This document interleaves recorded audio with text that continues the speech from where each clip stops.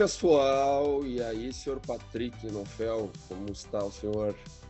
Eu estou bem, senhor Giovanni, espero que você esteja bem também. Eu estou bem, obrigado por perguntar. Então, nós começamos mais um episódio do InPodcast, episódio 27, né? Então, InPodcast, o podcast cuja audiência e os entrevistados, as entrevistadas, são interessantes, são inteligentes, são inovadores, né? Ao contrário de nós dois. Giovanni, eu estava pensando uma coisa esses dias aqui, e a gente está precisando de mais agilidade no nosso podcast. O que você acha?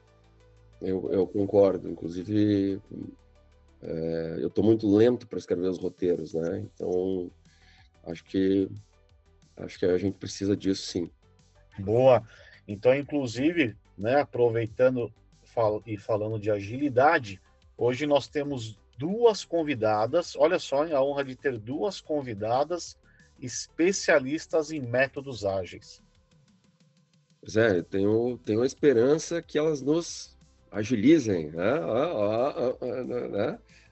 Não sei se o senhor entendeu essa minha... Entendi, Né? essa aí foi aquela boa e velha piada da pessoa que senta na ponta da mesa e é o tiozão do almoço, né? Não, eu realmente, eu já sou tiozão já faz algum tempo, né? Então, depois dessa piada de tiozão, né, me permita, por favor, fazer as honras da casa, tá? E começar a apresentar as nossas convidadas. Então, as duas são formadas em engenharia de produção pela Uniplac, as duas foram minhas alunas.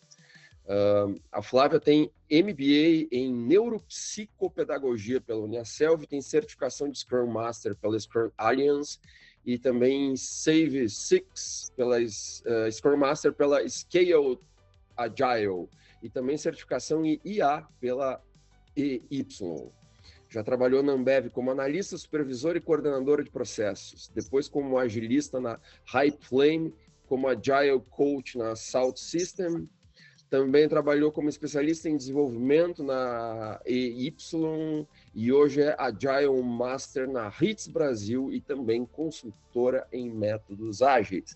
E aí temos a Nayane, que também é Scrum Master, também certificada pela Scrum Alliance e também pela K21, K21 ou algo assim, certificada em OKRs pela FMS2 e tem várias outras certificações que a gente estava vendo lá, eu perdi a conta, então né, eu me perdi um pouco, né, mas é gestão de equipes, resolução de problemas, Kanban e uma série de coisas.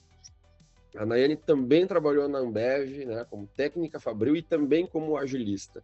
E atualmente trabalha como Scrum Master na Pipoca Ágil.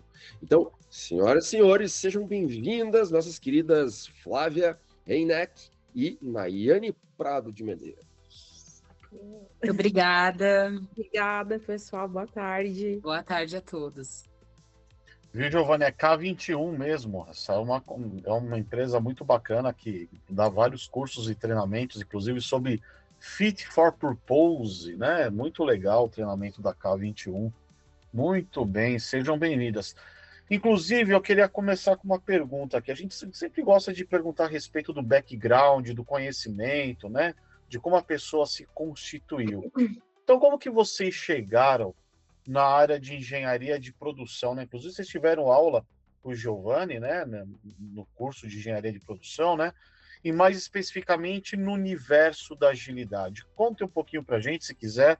Vocês tiram para o ímpar para ver quem começa aí. Então. Bom, acho que eu andei primeiro, acho que eu vou Isso que eu ia dizer. Mas assim, eu sempre tive a clareza, porque lá no meu ensino médio eu fiz o técnico em química, né? Simultâneo ali com o ensino médio. Então, no terceirão, eu me formei no técnico em química e eu tinha muita afinidade com as engenharias. Eu sabia que eu ia fazer alguma engenharia. Mas a que mais me aproximava do que eu realmente via propósito, que era processos e pessoas, era a engenharia de produção. Então, aconteceu de, inclusive, ter na cidade onde eu moro, né, que é o Lages, e aí acabei fazendo a engenharia de produção. Então, o curso em si, a graduação, acho que foi esse o motivo. Ela era a mais abrangente. Eu não tinha, assim, não observei, pelo menos naquela época, as outras engenharias contemplando, por exemplo, o empreendedorismo que eu cheguei a ter com o Giovanni Letti, já alguma coisa de métodos ágeis, alguma coisa de UX design, não tinha nas outras engenharias, né? Essa parte, até comunicação, tinha lá uma cadeira lá acadêmica. Então, realmente fez mais sentido, sem falar dos aspectos de liderança. A gente teve várias formações ali também. Posso citar vários professores, mas inclusive o professor Peterson, algumas disciplinas ali bem voltadas para a gestão de pessoas. Então, esse foi o meu match com relação à graduação. Aí eu tive toda uma jornada de 10 anos trabalhando na cervejaria. Foi uma jornada que eu aprendi muito, eu cresci muito. Eu entrei como estagiária técnica e saí coordenadora de múltiplos, eram 5 squads ali que eu já estava coordenando da área fria. Então aprendi muito e estava à beira de virar gerente. Só que dando um corte para a saúde mental e independente da empresa, acho que falando aqui da jornada da pessoa mesmo, eu estava num burnout. Então eu estava ali, né, era pós-pandemia ali de 2021, e aí realmente eu tive uma situação muito séria ali, tanto do burnout quanto do Covid. E aí eu me vi ali até internada numa situação do Covid, e aí eu fiz um balanço ali de risco até de vida, enquanto eu estava internada, e eu cheguei à conclusão que eu queria que o meu trabalho ele não fosse 99% da minha vida. Eu queria que ele fosse um meio e que eu cumprisse todo esse propósito aí que eu tinha, então, de processos e pessoas, mas que ele fosse uma etapa da minha vida e não a totalidade, né? Uhum. Peraí que a minha tela travou. Aí, voltou. E aí eu saí dali determinada, quando, graças a Deus, eu me recuperei, eu saí determinada que eu ia fazer uma transição de carreira, mas ainda não sabia muito bem para quê ou o quê, porque fazia 10 anos que eu estava atuando como tanto técnica em química quanto engenheira de produção, e eu queria me reinventar. Eu tive a oportunidade de ganhar um mês de férias quando eu saí, né, da internação, do internamento.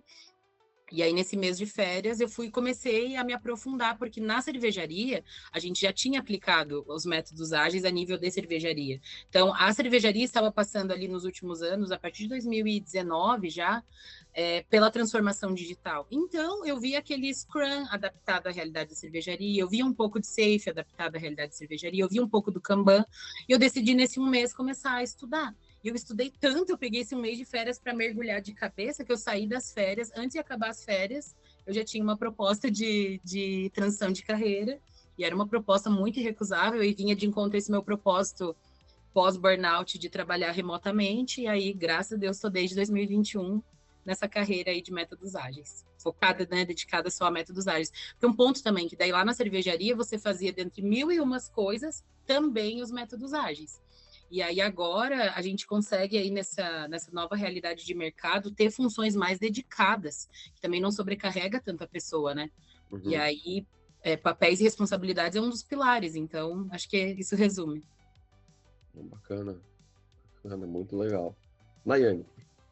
Vamos lá. Então, minha jornada profissional assim da engenharia começou também como a Flávia, fiz o técnico em química.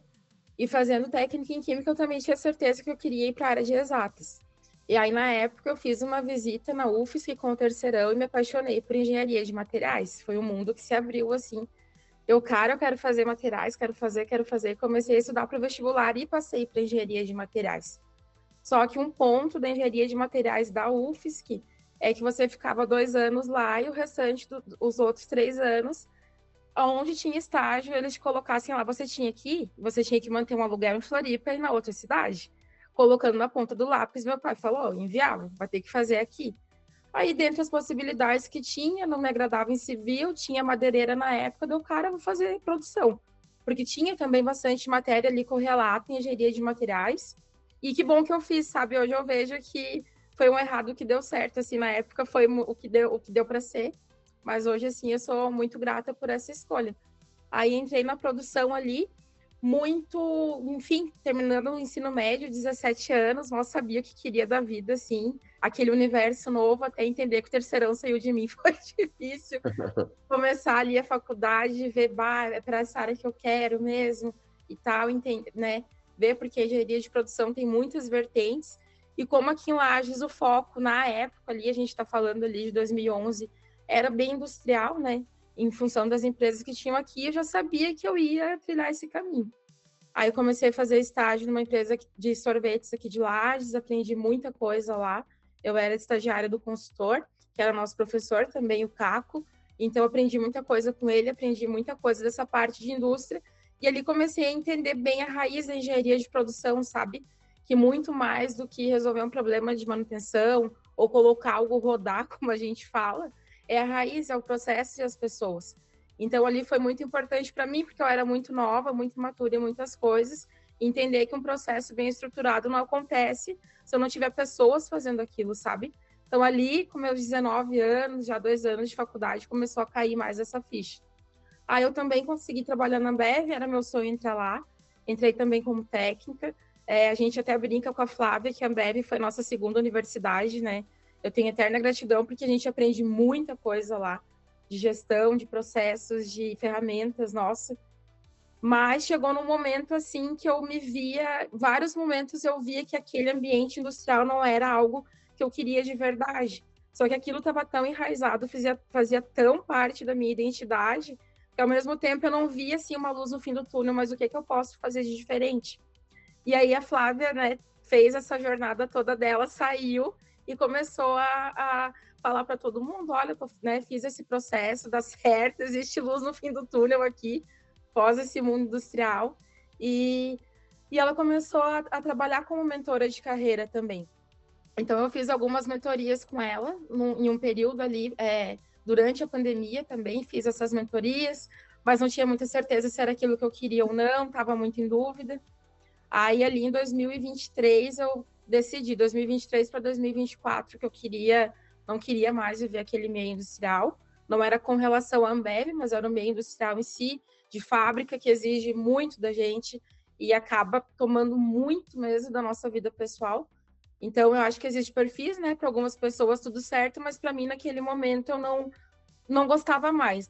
Já estava insatisfeita, assim, não tinha mais aquele brilho no olho inicial.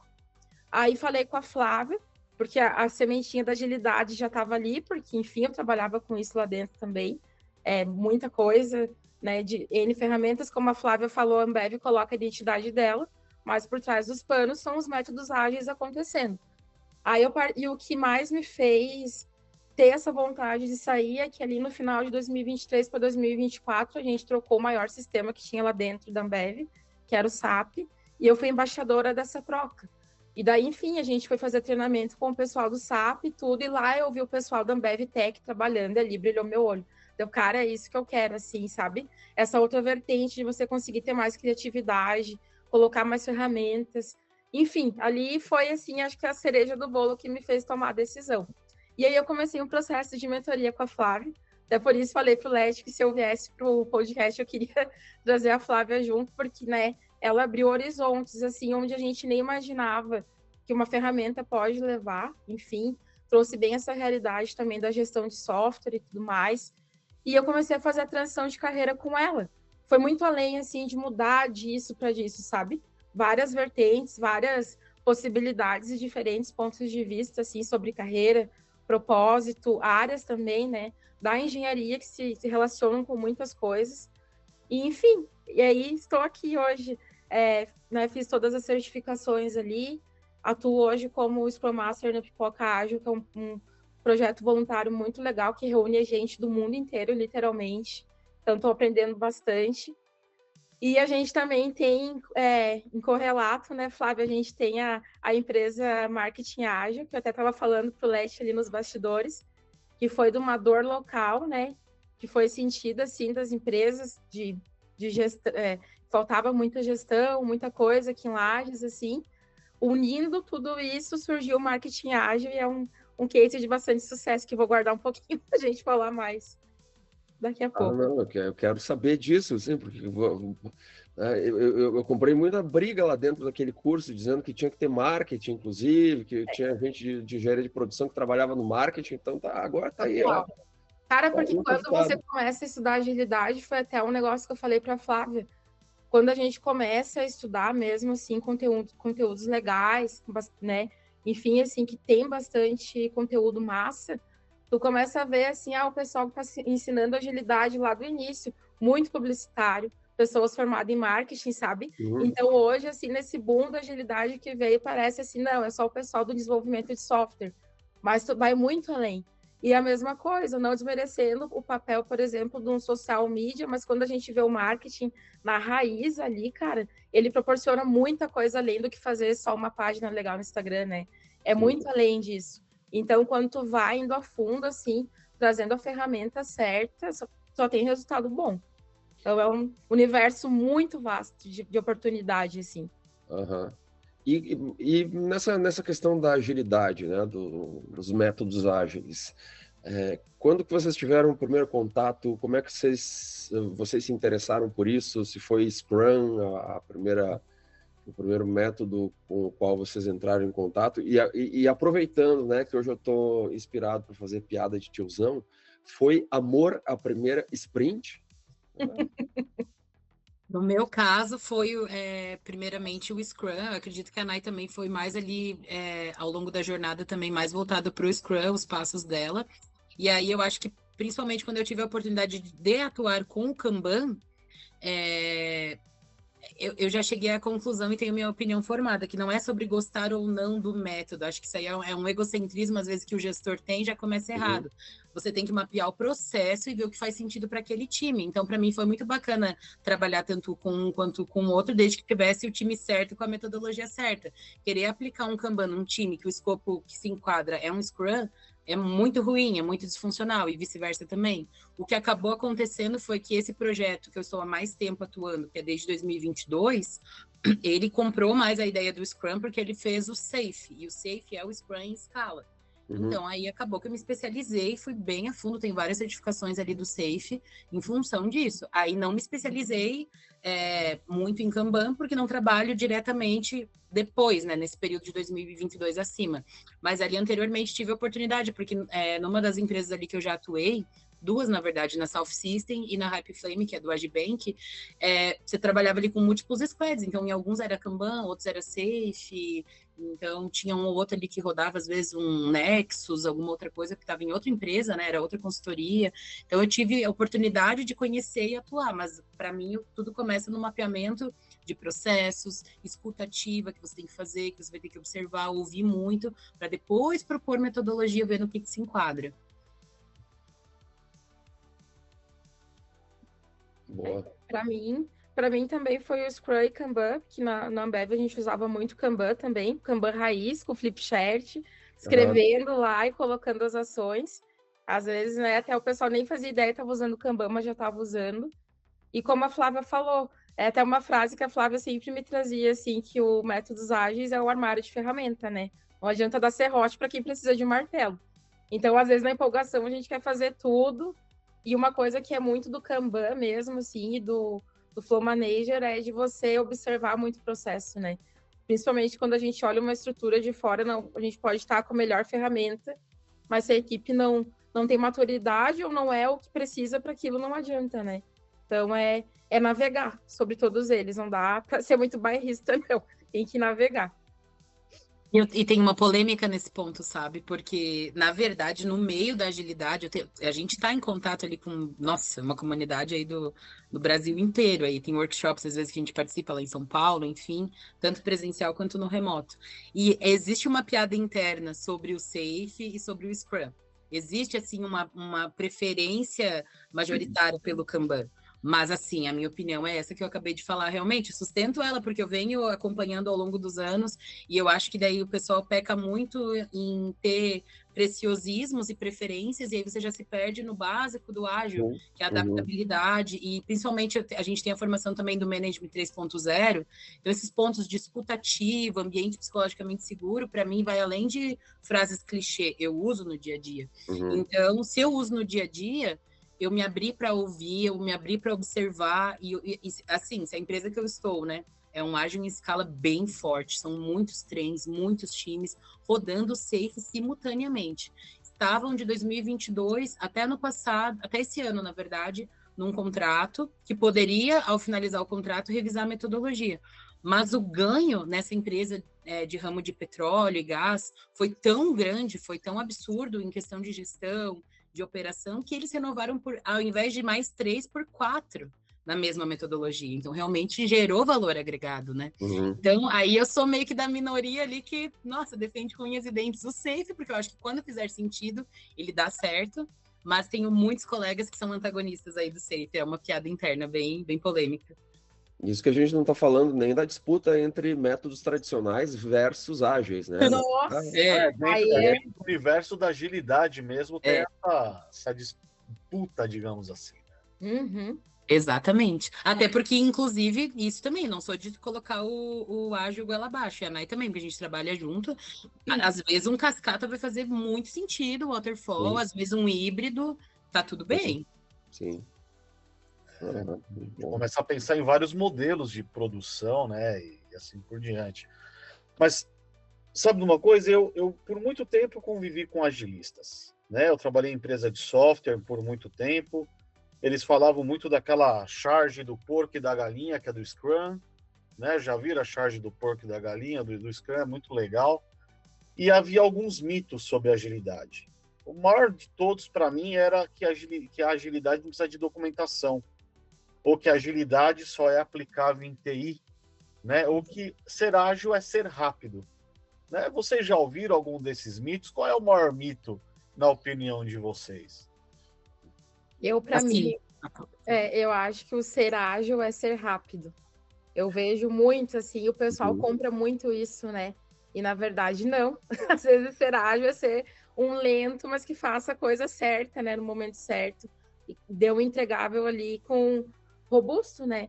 Eu vejo, assim, que ainda é muito ligado à agilidade com rapidez. E não, uma coisa não tem nada a ver com a outra. Que bom que, às vezes, o ágil é rápido, né?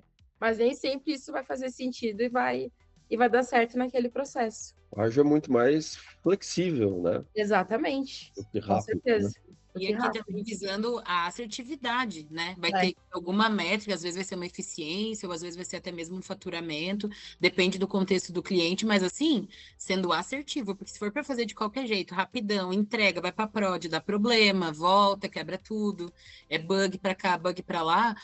Pô, vamos botar ali uma esteira com sequências, né, que façam mais sentido, que aparentemente demonstrem, às vezes, que está burocrático, mas não está burocrático, é para deixar com maior fluidez e assertividade. Então, daí, nesse ponto de vista, para quem queria sair fazendo que nem louco e não testar e colocar em produção, vai ser mais lento, que foi o que a Nai falou. Mas, ao mesmo tempo, acaba trazendo até um pouco de rapidez nessa ótica de não ter que retrabalhar, na ótica de ter os ciclos mais curtos, no caso do Scrum, que são as sprints, né? Pode ser o período que for, às vezes é uma semana, às vezes é um mês, na maioria das vezes é 15 dias. Mas eu já trabalhei com todos os tipos de sprint, de uma semana, de um mês e até de 20 dias. Então, adapta ali conforme a realidade. Mas 90% são 15 dias. Então, além de ter essa cadência, são ciclos mais curtos, que às vezes fosse só fazer o cronograma de entregar o MVP, aí tá jogando para daqui 7 meses, né? Com aquela estimativa mais longa, e a gente consegue estar fazendo esses entregáveis ali em ciclos curtos também. É bacana para a percepção da pessoa impactada, que às vezes é o cliente, às vezes é o usuário final, mas pelo menos está mudando alguma coisa na carinha do que ele está com a mão na massa de em tempos, né? E outro ponto também muito importante, até que você falou, Patrick, que isso para mim é um mito muito real. O ágil não é só do desenvolvimento de software, né? E que bom, porque a gente veio aí do chão de fábrica e, nossa, a gente viu pessoalmente, participou dessa transformação lá dentro e viu o quanto a agilidade transforma mesmo o ambiente fabril. Então, não é linkado só a isso, tem muita adaptação ali, né, de processos, enfim, mas a raiz é a mesma. Então, o ágil não é exclusivo da TI, não. Boa. E vocês falaram né, da explosão do ágil, né? Então, acho que a gente passou assim, por uma série de explosões, né? O ágil vem, né? Vai, volta, né? Tem cada vez mais pessoas, enfim, se certificando, cada vez mais pessoas comprando, né, essa questão do ágil, talvez até às vezes de maneira equivocada, como, né, às vezes, como vocês bem falaram, às vezes a cultura daquela determinada empresa não serve para aquilo, né, não serve para aquele método, tem que fazer essa adaptação, como vocês bem falaram, mas Vocês estão encontrando muitas empresas, por exemplo, que dizem que são ágeis porque fazem alguma coisinha, tipo, nós fazemos reuniões diárias de 15 minutos, então nós somos ágeis, nós estamos trabalhando com o Scrum, tá? Com certeza. O que falta para essas empresas, por exemplo, que se dizem ágeis, mas não são ainda realmente terem ou desenvolverem essa mentalidade ágil? É entender que não é uma burocracia e não é uma ferramenta de uso isolado, que eles ficam justamente usando como uma ferramenta de uso isolado. Às vezes faz a reunião, só a reunião diária ali é dele. Mas até isso faz errado, porque eu sei porque eu sou consultora empresarial, eu vou lá, acompanho, aí você fica lá dele de 1 hora. Gente, time box também para 15 minutos não é burocracia. A Flávia quer impor que seja 15 minutos. É porque mais que 15 você está falando abobrinha, não é, tá saindo da pauta. É óbvio que num modelo real, hoje, graças a Deus, desde 2022, as deles ali que eu trabalho, diretamente nesse projeto, a gente está dentro desse time box. E o que eu vejo de uma realidade diária é que, na maioria dos dias, a daily, que é 15 minutos, vai durar de 10 a 15, e vai ter um dia ou outro, eventualmente, que a discussão avança, vai durar 25, 20. Pode acontecer, é pontual. Mas, assim, a gente encontra muitos que daí, só para dizer que tem a daily, pega a mesma reunião antiga que já tinha, com outro nome, chama de daily, mas não adapta para o contexto total. A daily sozinha não faz nada. Né? E a própria metodologia deixa isso muito claro. Só que às vezes o Scrum Guide tem 16 páginas e é tudo, tá ali. E às vezes a pessoa me passa a impressão que não parou para ler no detalhe, estudar. Ele é tão enxuto, ele tem. Não é aquela coisa assim que é uma bíblia para ler enorme. Não, é enxuto.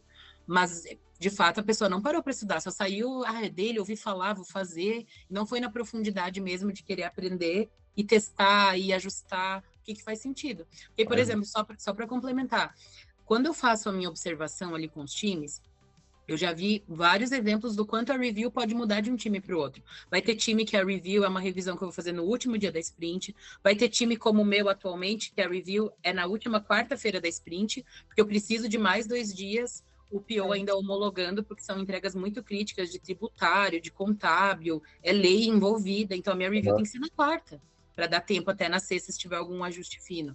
E faz sentido e é bom para todo mundo. E eu vou impor que é na sexta? Não, né? Então, mas também sem fugir do propósito. Qual que é o time box? Qual que é a pauta envolvida? Aí tem gente que fica criando burocracia, cria PPT para apresentar na review. Cara, bota o dev para abrir a tela dele e mostrar o negócio pronto. É só para mostrar como ficou, relembrar o que foi. Não é hora de ficar puxando KPI na review, na minha opinião, não, né? Cada um tem a sua, na minha opinião, não. E acho que não é o que o Scrum Guide nos traz também. Na retro, eu gosto, porque na retro o pessoal quer ficar fazendo Mario Kart, Miro, colorido, e aí é muito com cafezinho. Eu gosto mais de melhoria contínua.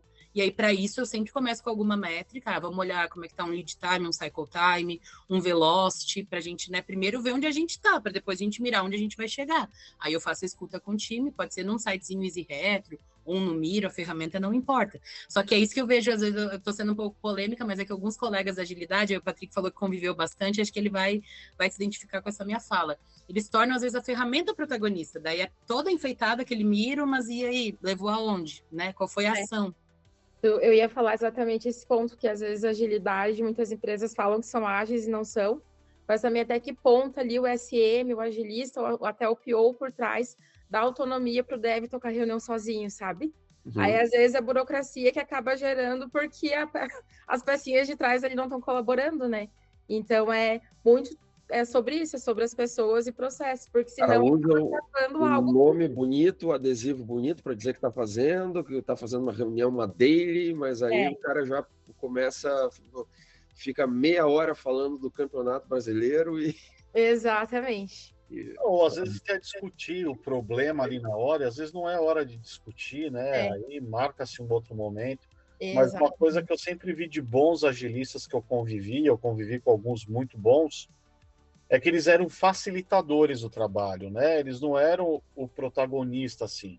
Lógico, tinha um momento dele pegar a palavra e conduzir, e organizar, e chamar, né? Organizar uma sprint, organizar uma review. Boas reviews, para mim, é aquela que é bem simples. É o que deu certo e o que não deu certo, e o que a gente aprendeu, e toca a ficha, vamos para a próxima, né? deixa o que é mais complexo para retrô mesmo.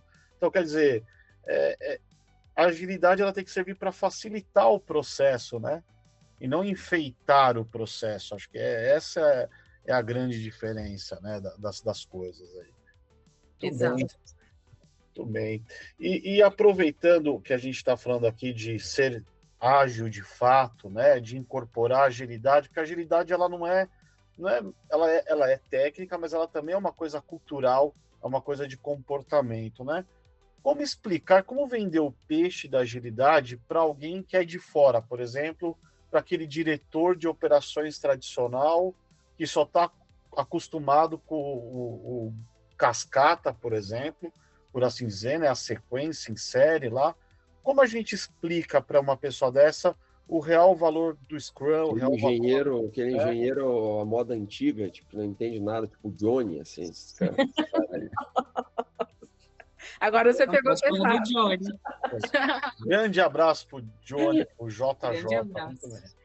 Como que a gente consegue explicar o real valor, né, das coisas? Eu acho que aí entra um pouco assim do trabalho de consultora empresarial, que daí o que acontece? O primeiro encontro, antes de você iniciar uma consultoria, a gente chama de encontro zero, é o mapeamento das dores e das necessidades. Então, primeiro que ele vai me trazer quais são as dores reais que ele tem antes de a gente iniciar algum trabalho de consultoria. Se por acaso eu identificar que nas dores dele, elas já são tratadas com uma gestão tradicional, eu não vou querer convencer ele de nada, porque ele tá certo e ele fica no mundo dele, tá tudo bem.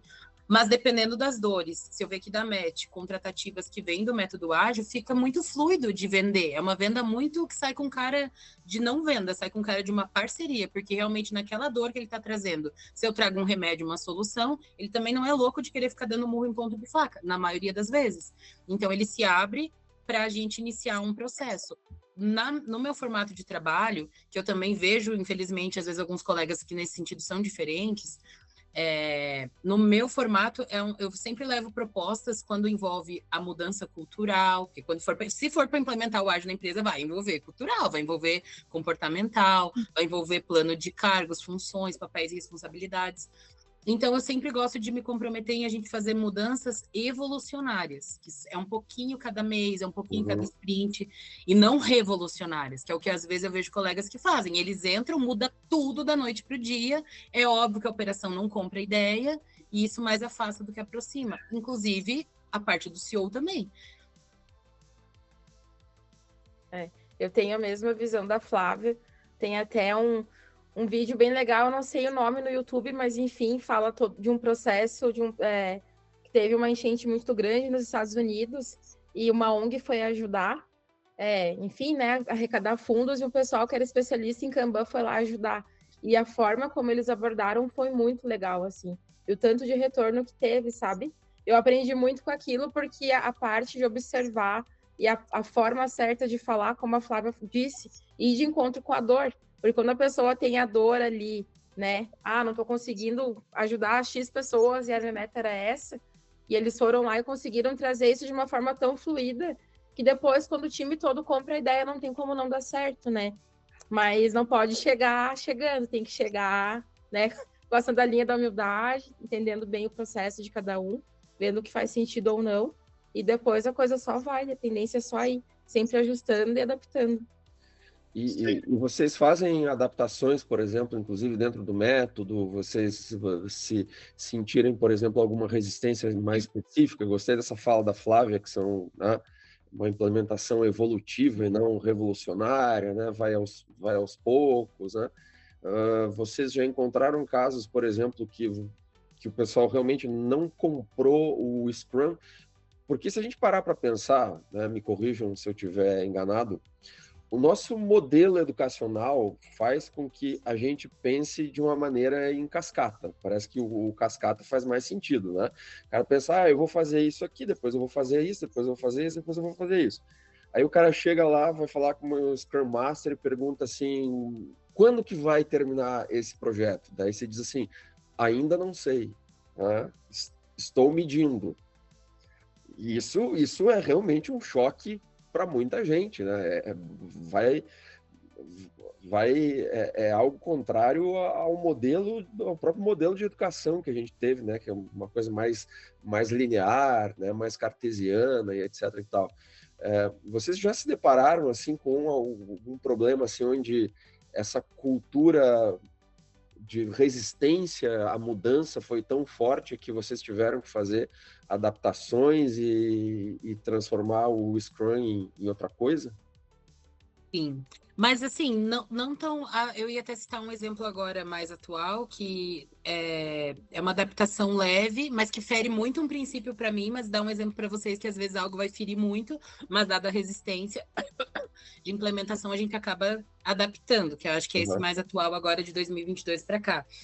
A gente tentou de várias formas explicar a questão de estimativa, né? Que a gente trabalha com story points. Sim. Então, ali no story point que você vai, a gente usa o Fibonacci. Então, o 1, o 3, o 5, o 8 até o 13.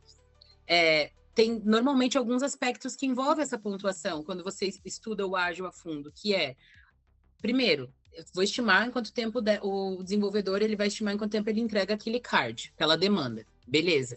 Qual é o esforço envolvido? Quais os riscos envolvidos? Qual a complexidade? Porque não é só o tempo, não é um depara para o tempo, mas é um ponto que o pessoal tem a cabeça muito no hora a hora ainda, entendeu? E quer que o cara estime que o story point seja um depara ou para horas ou para dias. A gente tentou fazer toda essa parte educacional, de treinamento, mas esse aí a gente foi voto vencido na prática, não deu certo nesse escopo desse projeto, precisa ser um depara de dias. Então a gente já se convenceu, porque a gente já está há 3 anos, e a gente já adaptou, porque a gente já entendeu que era uma energia mal gasta, também insistir tanto em algo que faz mais sentido para o cliente assim. Então, ali a gente usa o Fibonacci, mas acaba sendo um deparo. Se o Dev falar que é Story Point 3, ele sabe que implicitamente ele está dizendo que entrega em 3 dias. Se ele falar que é 5 em 5 dias, em 8 em 8 dias. Acho que é um exemplo, porque aí a gente tem que ver o que te mata e o que te fere. E eu cheguei à conclusão que esse é um exemplo que só me feria. Porque é um princípio que não está sendo seguido, mas não me mata. Não impacta a minha entrega final, é só a gente fazer uma analogia mental. E aí treinei meu time, e aí eles também estavam muito resistentes no começo. Mas ele não é ágil, não sei o que, mas já deu certo agora. Flávio, explica melhor para a gente a questão dos pontos e não do tempo. Por que as tarefas são medidas em pontos e não de tempo? Porque acho que isso é um ponto... É uma questão fundamental para a gente entender o Scrum e justamente é onde as pessoas mais estranham, pelo menos os meus alunos, eles estranham muito, assim, quando você fala em ponto e não em tempo, né? Sim, é porque aí no ágil a gente usa o relativo comparativo. A gente entende que, colocar uma arma na cabeça da pessoa, digamos, e dizer, tá, me fala em quantos dias tu entrega, é uma pressão, um desgaste desnecessário, que talvez só a pressão já faça o cara errar. E aí a gente vai sendo cada vez mais não assertivo. E aí, se a gente usar um relativo comparativo, porque aí eu vou te dar um exemplo. Vou perguntar pro Patrick. Patrick, quantos quilos tu acha que pesam? Vamos fazer um exercício. Imagine um elefante. O elefante que você quiser. Imaginou ele? Imaginei. Bem grandão, inclusive, como eu. Quantos quilos tu me estima que ele pesa? Ele pesa por volta de 3.000 quilos. E você, Leti? Quantos quilos aí o elefante que você imagina que tem? Eu pensei num elefante de 5 toneladas. 5 toneladas. Beleza. Agora eu quero que vocês pensem num pássaro. Pequenininho. E aí também me falem cada um qual o peso que vocês estimam que ele tem. 250 gramas. Quanto? 250 gramas. Boa. Eu pensei em um pouquinho menos, um de 150, 120. Mas assim, agora pausa. É uma coisa que a gente faz quase que rindo internamente. Como é que eu vou saber? E o Dev, quando vai estimar também, assim, com uma pressão tão grande, em quantos dias eu vou fazer, ele se sente da mesma forma. Mas se eu só perguntasse para vocês qual que pesa mais e qual que pesa menos, a resposta seria muito óbvia. Sim. Que o pássaro pesa menos e o elefante pesa mais. Então, quando a gente usa o Fibonacci, que dá uma distância entre os números, para o Dev é muito mais fácil estimar o que é relativamente, comparativamente, mais apropriado ao 1, o que é mais apropriado ao 3, o que já pula para um 5, o que já vira um 8. Fica mais nítido para ele, e aí a gente consegue... Só que daí, de novo, fora desse contexto que eu estou desde 2022, eu considero também complexidade, riscos envolvidos, dependências externas, mas acaba que muitas empresas têm feito como essa que eu estou atualmente, desde 2022, faz o depara para dias, mas aí a gente adapta. E tem uma relação também que não necessariamente, se tem 8 pontos, vai levar 8 dias, por exemplo, né? Pode ser que leve mais. Ou que foi de um ponto que vai durar um dia, né? Não. Às vezes dura uma sprint, né? Isso que a gente tem que entender, fazer essa relação de pontuação que é mais difícil e mais fácil. Na visão do Dev, isso aqui é mais fácil. E aí a gente pode priorizar. A gente vai escolher como priorizar. Se prioriza o mais difícil, prioriza o mais fácil, né? Isso é uma questão que ajuda na priorização, inclusive. Não necessariamente em dias ou em horas, né? E também vem muito da confiança do PO, né, Flávia? Porque não tem aquele PO muito centralizador ali, porque às vezes é a palavra do dev, eles que, né, vão programar ali, vão saber fazer. E às vezes o PO quer dar pitaco, mas, cara, não conhece a fundo ali, né, como desenvolve e tudo mais, e quer colocar peso, né, no trabalho dos outros. Então, eu já tive umas situações assim que os devs têm que ser mais empáticos, e a gente, como SM, tem que pegar e, né, fazer a mediação ali, para não colocar coisa na sprint que a gente sabe que não vai conseguir entregar, né? Então não adianta ser bem pé no chão mesmo, assim, e confiar no que o dev vai colocar, né? Vai pontuar. É porque esse ponto de papéis e responsabilidades, quando a gente faz um mapeamento de dores ali inicial das empresas, eu posso dizer que eu acho que é 1 a 2% que não tem problema com papéis e responsabilidades, porque é muito, às vezes, uma função querendo fazer a escopo do outro e a dele não tá deixando a desejar e não tá fazendo. Então, esse é um exemplo. O PO não tem que estimar a demanda. Quem estima a demanda é o time que programa. Mas a gente acontece, às vezes, de ver. Mas aí você vai ver lá na rotina do PO, ele tá cuidando, fazendo um saneamento do backlog, ele tem um roadmap de entregas, né, de médio e longo prazo, às vezes não tem, tá perdendo tempo fazendo o que não era de escopo dele. Exatamente. Mas cabe justamente ao agilista, nesse momento, se posicionar e prezar também pelo bem-estar, não só dos devs, mas do time ágil como um todo, né? Aquela postura da função mesmo de cada um. Claro que colaboração pode existir, mas escopo primórdio de função também tem que ser respeitado. Muito bom, muito bom. Eu fiquei curioso com uma coisa, porque vocês têm experiência, vocês já falaram, vocês até usaram o termo, né, chão de fábrica, né? Vieram lá da, né, cervejaria tal, hoje estão em outro modelo, né? E eu queria entender como a agilidade se manifesta de formas diferentes nesses contextos da indústria tradicional e das empresas de software. Eu tive a oportunidade de ver o ágil assim nos lugares mais impensáveis, porque o que aconteceu? No começo, quando eu fiz a minha transição de carreira, como a Nai citou, eu pensei, nossa, eu vi algo que antes eu me limitava, não imaginava que conhecia, agora eu quero ajudar pessoas que também se limitam e não sabem que têm habilidade de trabalhar com isso, conheçam. Então eu fiz mais ou menos, até não contei ao todo exato, mas eu acho que eu fiz a transição ali de 12 a 15 pessoas que mudaram de carreira e vieram trabalhar na agilidade, seja daí como papel de agilista, ou PO, ou desenvolvedor. Então, a pessoa mudou e teve um salto, assim, na vida bem significativo. Aí foi um ciclo que eu fechei, também se eu ficar abrindo muitos projetos paralelos, o burnout volta, né? Então, vamos segurar. Mas foi um processo que eu vivi. No eu viver esse processo, eu vi a pessoa que eu fiz ali a transição de carreira que se colocou como Scrum Master do infoproduto, uma página do Instagram lá que ninguém imaginava, que é um influencer que tem 2 milhões de seguidores, vamos supor, mas ele tinha processo, que estava uma bagunça e ele conseguiu a vaga, e foi pelo intermédio do que ele aprendeu ali. Então, esse é um exemplo. Aí, quando eu fechei essa caixinha, então esse é um exemplo de ver os que eu mentorei entrando em vagas que eu não imaginava, né, que teria o ágil. E o outro exemplo é que quando eu fechei essa jornada ali de fazer as transições como mentora, que eu fui me abrir mais para as consultorias, eu implementei métodos ágeis, adaptado àquele nicho. A salão de beleza, que eu nunca imaginava que dava para fazer, mas dá para fazer, né? Então, claro, as startups que eu trabalhei, o TI, isso aí todo mundo espera. Dizer que as indústrias estavam querendo comprar ideia e tal, todo mundo espera. Mas colocar num salão de beleza, ver isso funcionar num infoproduto, acho que são exemplos do quanto dá para aplicar em cenários, às vezes, que tu nem imagina, né? É bacana, né? Sabe, uma outra coisa que acho que construção civil. Construção civil falta muito isso daí, porque basicamente, não sei, em outros estados, outros países, mas basicamente o pessoal promete sempre 3 vezes mais, assim, talvez agora já dê para estabelecer um padrão, assim, você vai gastar 3 vezes mais, o prazo vai demorar 3 vezes mais, então já Mas... Tinha um programa lá dos Estados Unidos, eu não me recordo agora se é Irmãos à Obra, alguma coisa, mas é um reality show bem famoso lá do Discovery, e é legal, porque quando eles vão começar, antes de eles fazerem, eles já puxam um quadrão lá de estimativa, e eles fazem bem no escopo do Scrum, sabe? Todo o projeto. E é super rápido, realmente, ali que eles acabam fazendo, mas o rápido, nesse caso, é porque eles colocam bastante mão de obra, né? E porque o processo está bem organizado também, então é bem bacana, assim, daí, só que aqui no Brasil, para tu ver, eu ainda não vi. Eu achei interessante essa questão que você falou de colocar em qualquer lugar, até mesmo salão de beleza.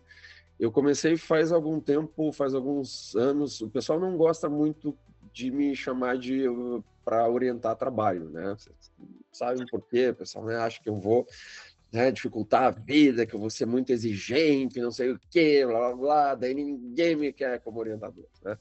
Mas aí, aquelas poucas pessoas que toparam, né, de me chamar de orientador nos últimos anos, eu comecei a orientar com mais ou menos um Scrum, né, fazendo algumas adaptações, assim, mas eu posso dizer que eu estou orientando com o Scrum.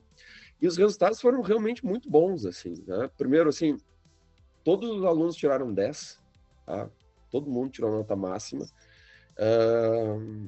E não teve estresse, assim, sabe? Teve uma menina que, sei lá, o mínimo que o curso dela exigia do TC era 50 páginas, ela escreveu 250.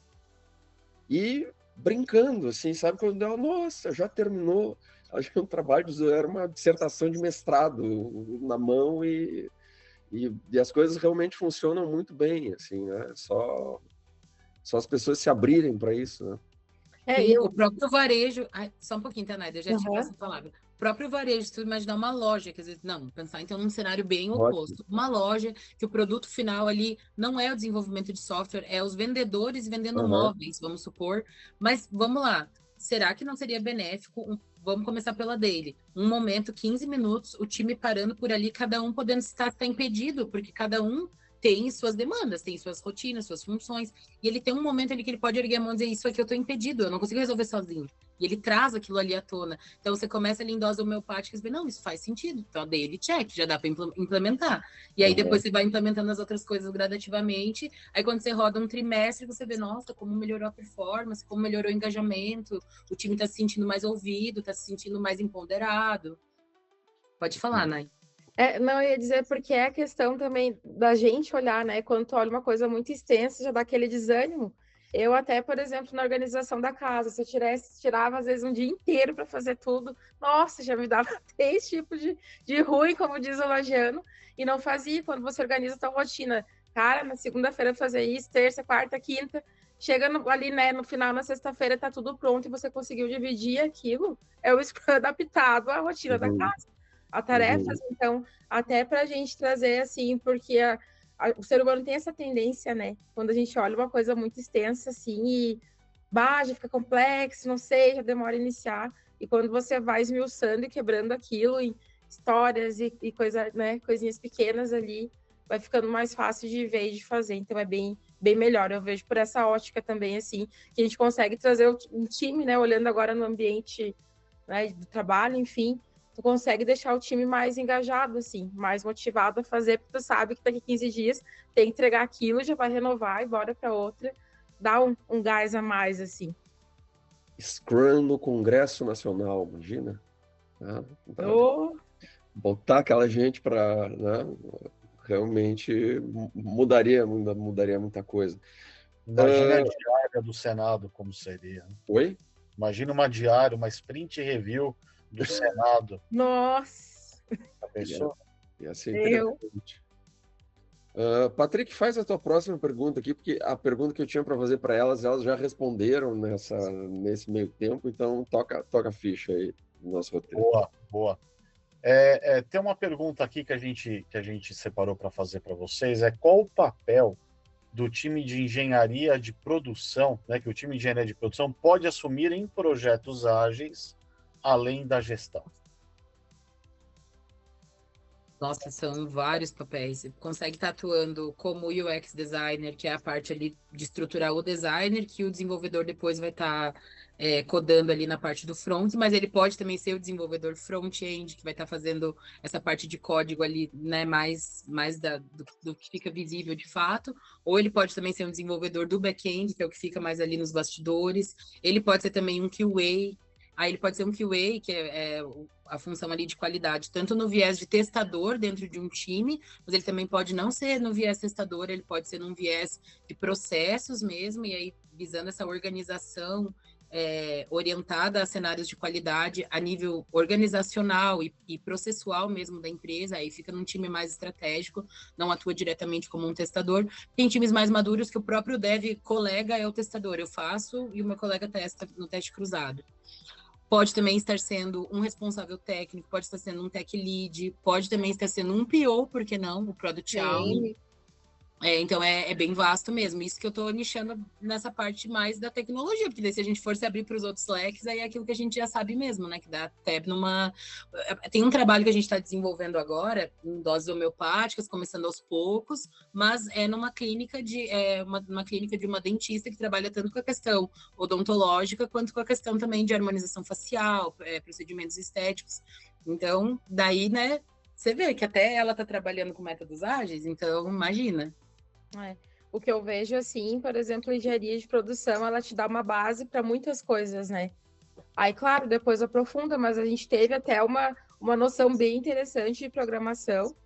Meu Deus, né, Flávia, nas aulas de algoritmo ali, batendo a cabeça. E eu dizia que nunca ia trabalhar com isso na vida. Exatamente. Então, talvez não aprofunde tanto, mas a questão tudo de depois, né, aperfeiçoar mais e fazer alguma certificação, algum curso ali, né, com uma extensão mas a base ela traz toda. Nossa, eu lembro do Leste ensinando sobre design thinking e eu ficava olhando, meu Deus, a reunião de pé, na minha cabeça aquilo eu ficava, que massa, porque a gente vinha de reuniões, meu Deus, infinitas, né, falava mais do mesmo e não ia, não agilizava. Aí eu ficava imaginando lá nos primórdios de 2011 como que seria, né, fazer aquilo. E hoje é uma coisa que para a gente é comum, então eu vejo que a engenharia de produção, ela traz muito essa bagagem, assim, para o ágil num todo, né? Aí depois tu vê que mais se identifique e aprofunda o conhecimento, né? Mas é bem vasto. Legal. Aqueles cargos ali que você tem mais voltado mesmo para a tecnologia e nesses papéis mesmo centrais do ágil, né? As opções são inúmeras. E aí também vai muito da afinidade da pessoa, né? Por exemplo, pessoa que se encaixa nisso que eu falei, que gosta muito mais do processo, das pessoas, do que do produto, vai vir mais para nossa vibe aí do agilista. Mas, de repente, se gostar mais do escopo do produto final, pode ter uma afinidade melhor com o PO, se gostar mais da estrutura mesmo de codar, porque eu não codo uma linha. Já tive que fazer alguma coisinha ou outra ali para em aprendizado, como a Nay falou, em universidade, mas na vida profissional não faz parte da minha rotina isso. Minha etapa é outra, né? E aí eu tenho os meus desenvolvedores que fazem isso muito bem feito. Eu acho que isso é muito bacana também, você enaltecer aquilo que você já faz de melhor e você gosta também, porque aí você casa uma coisa com a outra, né?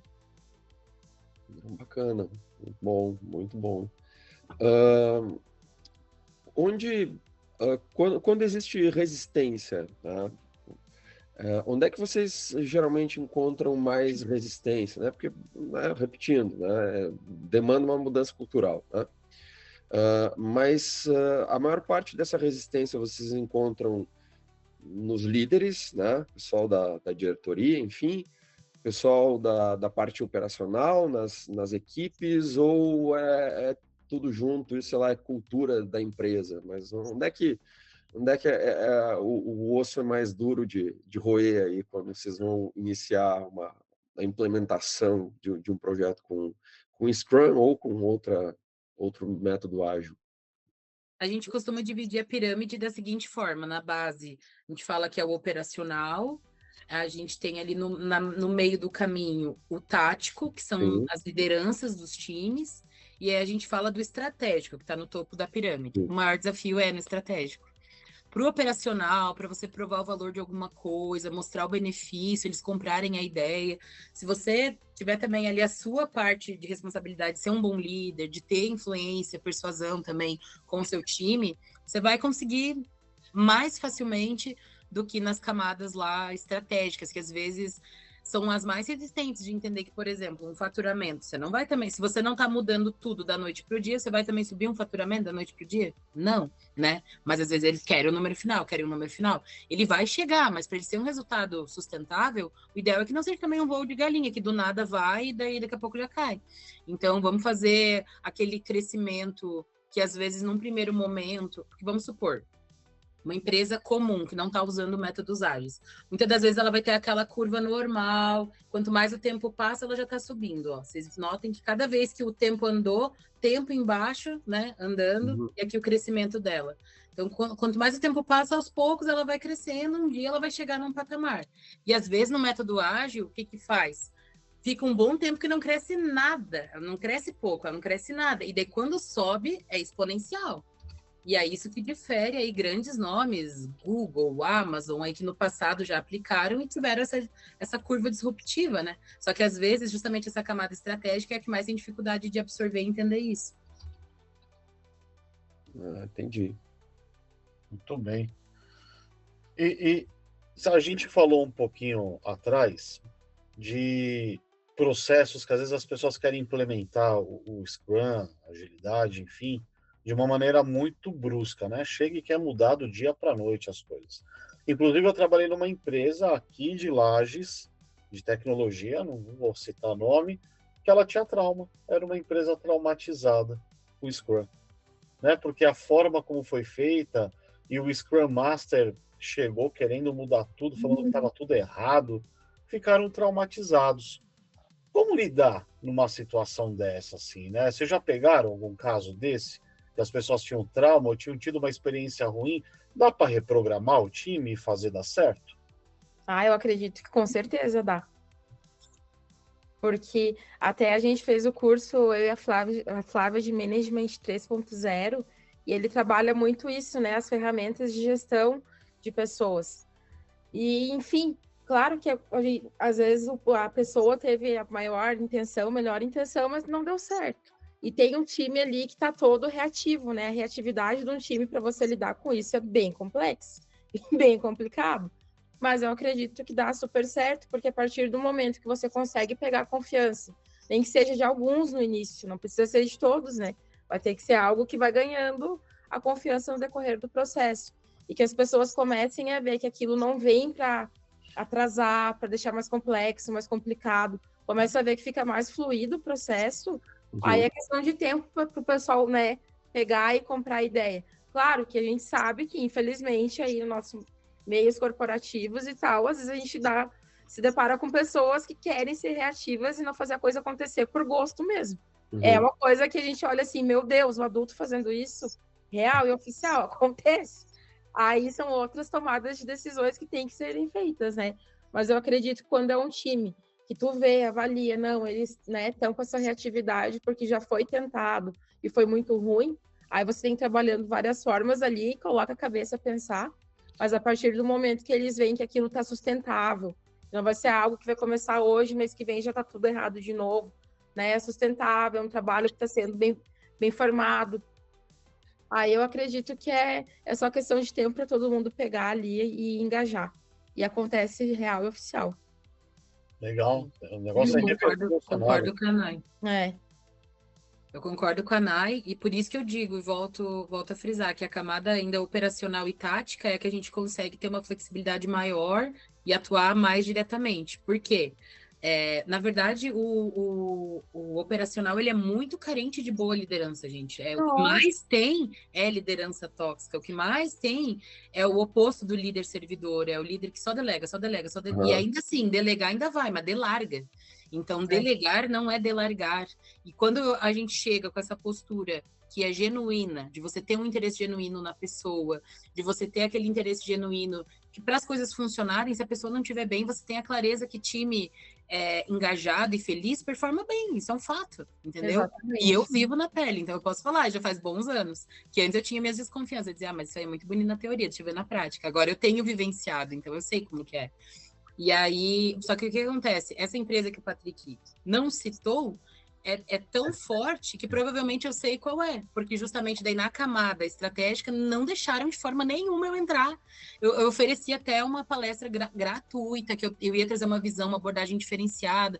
Eu não estava na vibe de vender, eu queria mostrar para eles, porque até por ser da região, eu tenho um carinho, quero, sabe, trabalho no remoto, poderia morar em qualquer lugar, mas quero morrer em Lages, eu amo morar aqui. Então tenho um carinho aqui pela Serra. Mas eu já encontrei muita resistência, às vezes, em algumas iniciativas do Orion, eu já encontrei resistência nesse exemplo aí dessa empresa que eu não vou citar, e o Orion eu citei porque não estou citando a empresa, né? Tipo, ali é o aglomerado, e não foi o Orion, que não foi até o meu primo, ele tinha um cargo bem legal ali, assim, de conseguir abrir portas, que é o Salomão, né? Que eu acredito que o Leti também conhece. Então, eu tinha a porta aberta, só que daí, assim, é entrar na cabeça daquele empreendedor, que aquele empreendedor, né, compre a ideia. Então, alguns do nível estratégico estão com algum trauma do passado mesmo, e se eles não derem o voto de confiança para ceder, eles nunca vão poder provar do valor agregado que poderiam se beneficiar, né? Trazendo assim um pouco do que a Flávia falou, como a parte operacional carece de uma liderança assertiva. Quando eu citei ali no início, eu participei desse processo de transição do SAP ECC para o SAP HANA. Ele foi assim o divisor de águas na minha vida, porque quando a primeira fábrica startou para o SAP novo, a gente foi lá acompanhar. Eu fiquei uma semana assim observando os bastidores, sabe? E vendo as dores e trazendo, cara, isso daqui não pode acontecer lá e tal. E para mim aquilo era tão óbvio, só que o pessoal estava tão saturado de outras coisas que quando o SAP veio, o SAP HANA, ele é muito melhor, infinitas vezes melhor do que o outro. Mas o pessoal estava tão saturado com outras coisas e como o processo foi feito e simplesmente migrou e pouca assistência, que, nossa, aquilo gerou uma reatividade tão grande que algo que era para ser, assim, bem genuíno e rápido, durou muito tempo, teve muito estresse, muito burnout, muita coisa, muito retrabalho, porque não foi feito da forma que deveria ser, sabe, bem estruturado, e as pessoas chaves que tinham que dar esse suporte não davam. Aí como que ficava a pessoa que queria trabalhar e simplesmente não conseguia um acesso? Enfim, sabe? Aí tu começa a ver, assim, que às vezes o sonho é lindo, vem lá de cima, vem vindo, mas na parte aqui operacional o pessoal quer fazer a coisa acontecer, mas chega no tático também trava. Então tem muito isso, sabe? Ali foi uma escola muito grande para mim, assim, de como não fazer uma migração de sistema. Porque uma coisa que era para ser bem legal, até depois tu colocar para o pessoal. E de fato o SAP HANA era melhor, demorou muito, porque a migração foi muito ruim. Então já fica aquele preconceito ali, e ali às vezes coisas que eram bem simples de se resolver, nossa, viram um furdunço assim dentro do local de trabalho, sabe? Então é camadas, né? A gestão assim de pessoas e processos tem várias camadas. E se uma não tá indo bem, querendo ou não, vai refletir lá no final. Não tem como, é tudo junto ali. Muito legal, meninas. Já estamos chegando nos nossos minutos finais, né? A gente não quer mais tomar tanto tempo de vocês. Como boa parte do nosso público são estudantes universitários, né? A gente sempre faz uma pergunta relativamente parecida para todos os convidados no final, né? Que é qual conselho vocês dariam, no caso de vocês que são engenheiros de produção, qual conselho vocês dariam para alguém que está iniciando a carreira na engenharia de produção ou na indústria? Eu vou dar um passo atrás que... Opa! Não pode falar, depois eu falo. Eu vou dar um passinho atrás e vou dar meu conselho para quem quer ingressar, que eu sei que muitos vão se enquadrar nesse perfil. Não subestimem a plataforma em si, o algoritmo do LinkedIn. Muita oportunidade que eu acessei, que eu vivenciei, as rampagens da minha carreira, a Nay acompanhou de perto, que foi basicamente estudando como o LinkedIn funciona, o algoritmo funciona. Você pode ser excelente, maravilhoso, mas se o algoritmo não te entregar, também a oportunidade não vai bater na tua porta. Então, eu vejo muito até estudante e formando, que já acabou de se formar e está buscando oportunidade, achando que o LinkedIn é só mais uma rede social. Além do Instagram e do Facebook, eu tenho o LinkedIn, que é a minha rede social profissional. Não, existe um algoritmo por detrás, existem palavras-chave que funcionam, existe constância que se você não tiver ali, você também não vai chegar para recrutadores. E hoje tem muito mais gente ligado nisso do que no passado. Então hoje já está um ambiente bem mais inóspito do que já foi. Antes quem fazia alguma coisinha ou outra já disparava. Eu acho que é bem importante, porque muitas pessoas que eu falo isso se chocam ainda, dizem, ah, não sabia, achava que era só um currículo online.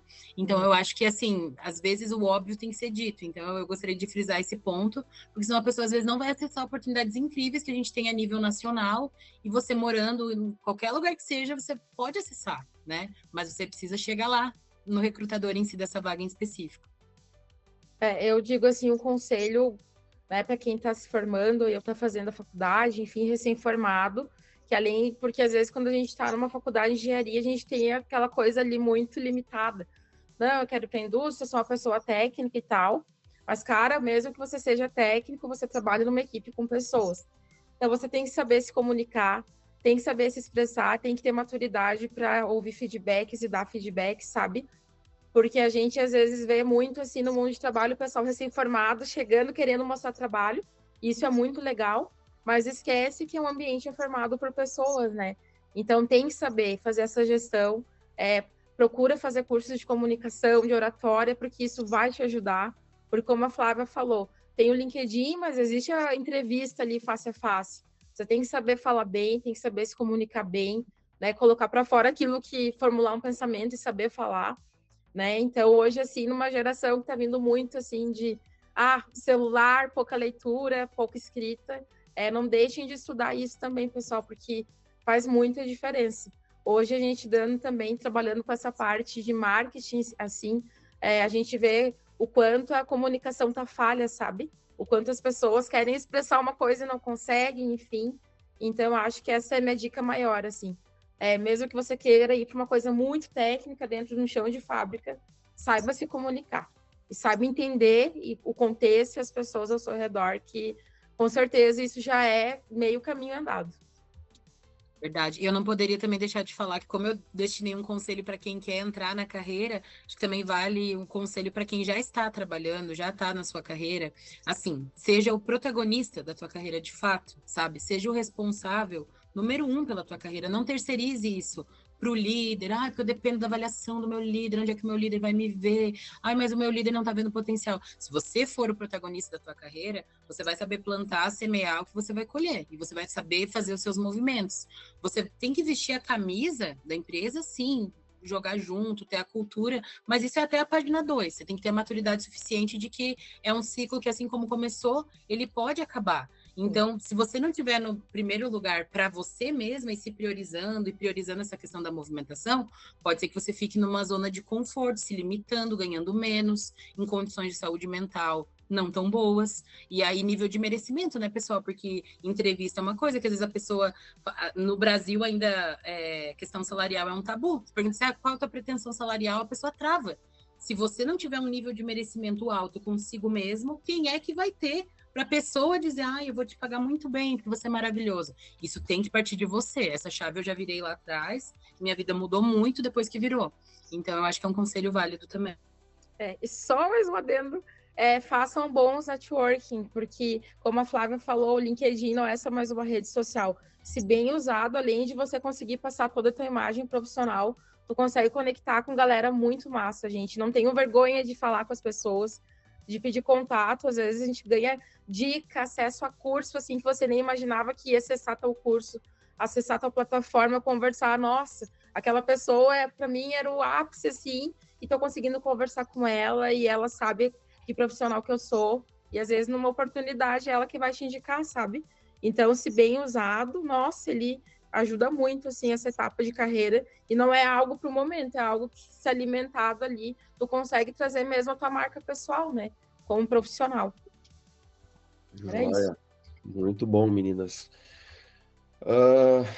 Flávia, Nayane, agradeço imensamente, né? Fico feliz por vocês estarem bem na carreira, por vocês estarem fazendo o que vocês gostam, assim, fico orgulhoso como ex-professor de vocês e muito obrigado pela participação e pelo tempo de vocês. Obrigadão, obrigada, Patrick, obrigada, Leste, pelo convite. Boa. Eu fico honrada de estar aqui. Eu também fico muito honrada, assim, obrigada aos dois pelo convite, mas aquele agradecimento em especial ao professor Lete, porque foi uma inspiração lá no momento acadêmico, era aquela coisa que tinha muita gente mesmo com esse pavor, meu Deus, a aula do Lete, eu esperava ansiosamente a aula do Lete, e assim, buscava aquela aprovação sua, mas era num bom sentido, num sentido saudável de estímulo. Então, assim, eu tenho muita gratidão e é uma honra olhar, assim, 9 anos depois, estou aqui trazendo um pouquinho aí da minha jornada para agregar aí no canal. Então, brigadão mesmo. A gente agradece. Parabéns, meninas. Então, Nayane e Flávia, a gente tinha mais perguntas para fazer, viu? A gente vai convidar vocês de novo para vir aqui. A gente fala uma próxima. Né? A gente fala um pouquinho mais a respeito do mundo ágil, que é muito grande, muito extenso, né? Verdade. A gente agradece. E aproveitar para convidar quem está nos assistindo aqui, ainda não for inscrito no canal, inscreva-se, curta, comente. Você gostou do papo? Deixa aqui nos comentários, tá bom? E nos vemos no próximo episódio do IN Podcast. Tchau, tchau. Tchau, tchau. Tchau.